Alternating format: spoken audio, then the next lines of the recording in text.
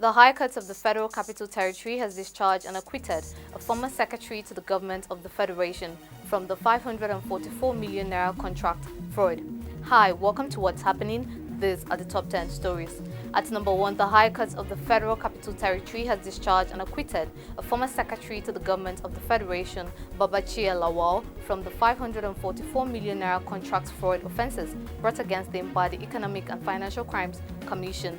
The court on Friday held that the EFCC failed to establish prima facie case against the Ex SGF. The judge then discharged and acquitted all the defendants in the 10-count criminal charges, recalling Babachir Lawal alongside his younger brother Hamidou Lawal, Suleiman Abubakar Ape Monday, and 2 companies, Roller Vision Engineering Limited and Justmont Technologies Limited, were prosecuted by the EFCC before Justice Charles Agbaza. At number 2, the Pharmacy Council of Nigeria has sealed about 381 pharmacies and patent shops in Akwa Ibom State for various offences. The Director and Head of Enforcement Department, Farm Stephen Esumobi, who disclosed this while briefing newsmen in Uyo on Friday, said most of the affected shops were sealed for operating without registration or renewal of premises certificates, unauthorized sales of medicines of abuse, and poor access control to the poison cupboard. Other offences, he said, include poor storage facilities and temperature control, stocking and sale of prescription and other ethical products by the patent medicine vendors, among others. At number 3, the FCT Inter-Ministerial Committee on Veterinary Practicing Premises is to begin enforcement against premises that do not conform to regulatory guidelines for professional practice. The Mandate Secretary for the FCT Agricultural and Rural Development Secretariat, Malam Abubakar Ibrahim, made this known in a statement issued by the Deputy Director of Information, Zakari Aliyu. Represented at the event by the Director of Veterinary Services, Dr. Regina Aduluba, the Secretary expressed concern of the FCT administration over the proliferation of unregistered veterinary premises that are offering quack services. At number 4, the General Officer Commanding Division Nigerian Army, Aminu Chinade, has described establishing the National Center for the Control of Small Arms and Light Weapons as appropriate and timely amid nationwide insecurity. Chinade stated this when the Southwest Zonal Coordinator of the center, Shale Akinlade, and his team paid him a courtesy visit at the division headquarters in Ibadan. The GOC, while commending the National Security Advisor for the center's establishment, said he was happy and encouraged with the caliber of people choosing to serve at the center. At number 5, the United Nations has condemned the killing of humanitarian worker by an operational soldier at Damboa in Damboa local government area of Borno State.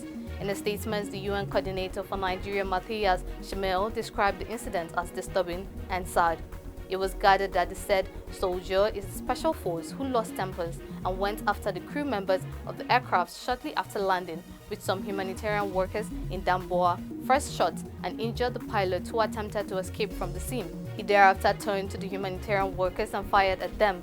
The soldier reportedly stabbed the deceased aid worker severally with a knife until she gave up the ghost. At number 6, ahead of the 2023 general election, the Independent National Electoral Commission has said that it will print a total of 187 million ballot papers. This was made known by the National Commissioner and Chairman, Information and Voter Education Committee, Festus Okoye, on Friday.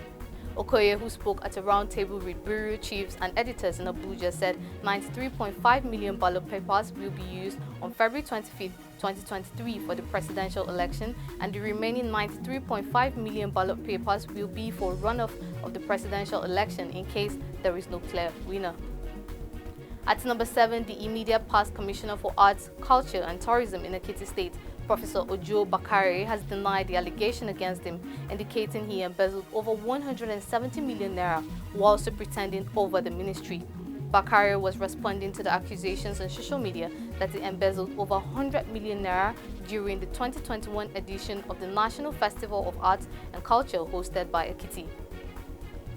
The allegations also included that the professor of dance defrauded the ministry of over 26 million naira in the 2022 NAFEST hosted by Lagos State, while he also plunged the ministry into 40 million naira debt.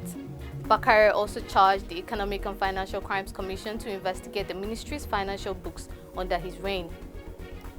At number 8, Governor Bello Matawale of Zamfara has sworn in 6 new permanent secretaries to fill some vacancies in the leadership of the state civil service. This was contained in a statement issued by Jamilu Iliyasu, Press Secretary to the Governor on Friday in Gusau. Matawale also swore in 4 newly appointed special advisors and State Auditor General for local governments. Others included Chairman and Permanent Commissioners of the State House of Assembly Service Commission and Zamfara State Independent Electoral Commission. At number 9, the Commissioner of Police in Rivers, Effiong Okon, on Friday solicited the support of the Nigeria Security and Civil Defense Corps in tackling insecurity in Rivers. According to a statement issued by NSCDC spokesman Olufemi Ayolide, Okon made the call during his visit to NSCDC Commandant in Rivers, Michael Ogar. Okon reiterated it is important for both security agencies to work together through joint security operations and intelligence sharing to enhance the security architecture of the state. Responding, Oga affirmed the commitment of the command to work closely with the police to secure the state from crime and criminalities.